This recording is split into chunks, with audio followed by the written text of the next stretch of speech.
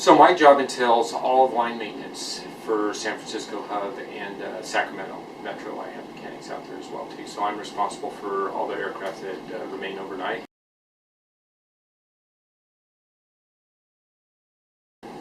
Yeah, I do. You know, it's one of those things. I don't know if you can definitely teach all of that. Part of it is part of your personality, and I've kind of had that trait all my life. I'm very soft-spoken most of the time, but I'm not afraid to challenge people, as I would expect people to challenge me too. In fact, I consider that a good quality in a supervisor or a shift manager, is someone that will, if I'm giving them direction and they don't know what to try, it is to challenge. I think that's part of a good leader.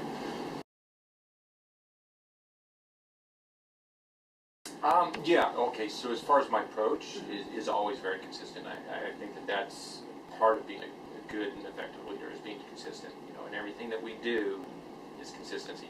People that work for you know what to expect. Absolutely. I think that you know, the way we get to our large victories is through small victories. You know, and so somebody can do the smallest of tasks, but it came out very well. The outcome was very good. It was planned out well. They may have done it under the timeline that we expected to be done, or under budget, or you know, whatever. So yeah, absolutely. That was it was extremely difficult, and when that happened, I wasn't in this current role. I was actually a force supervisor, working in overhaul, and I was off station when it happened. When I returned to work, one of the biggest roles that I had, we had some aircraft in that were being overhauled, and quite literally they shut the overhaul down because everything, our world had completely changed. They didn't know how long we were going to exist, you know, in that roles or anything. So I was tasked with the project of getting our last airplane that was halfway through overhaul put back together so that we could move it out. And there was a lot of defeatist attitudes, you know, and I struggled with that as well too, because the future was bleak. You know, and so what I tried to do to instill people is like, look, all right, a lot of bad things could be coming around, but right now this is what we do have. We do have a job to do. We have a project to finish, and the only way we're going to continue to get those is to do well at what we're at right now. I'll put it this way, at least I have something now. If he hadn't made those hard choices, I wouldn't have had anything. You know, I'm still employed. I was lucky enough to never be laid off.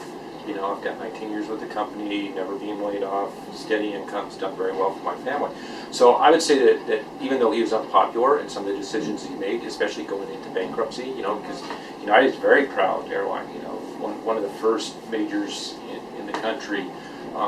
Having to go through bankruptcy was really tough, and the decisions that made, because there was a lot of folks that were not as fortunate as I were, that got laid off, that we cut flights, that we drastically made a lot of changes, that if we hadn't had some strong leadership making some decisions that were extremely unpopular, by myself included at the time, I don't think we'd be where we are right now. So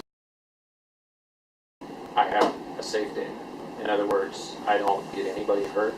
I don't damage any airplanes. Everybody goes home in the same condition as they came to work. And that's not only my team that works here, but other teams that's working around them, the flying public and everything. So that's always the first thing on my mind. And quite literally is safety and concerns, especially, you know, like I said, I'm responsible for all the airplanes. The bottom line is it comes down to me. So that's my first thing. My second vision is to have a reliable airline. You know, there's a lot of things that will produce on-time departures, maintenance being a large part of that, reliability of airplanes. So I strive to have an on-time and to have as few maintenance delays as possible, and also to have the ability for us to say, you know, as much as everybody wants to be on time, it's not going until it's fixed.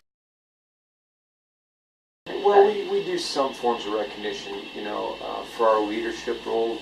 We've got, it's a little different now, but we've got performance improvement or performance incentives. So basically based on their evaluations and how well that went, they can get a bonus, so to speak, at the end of the year.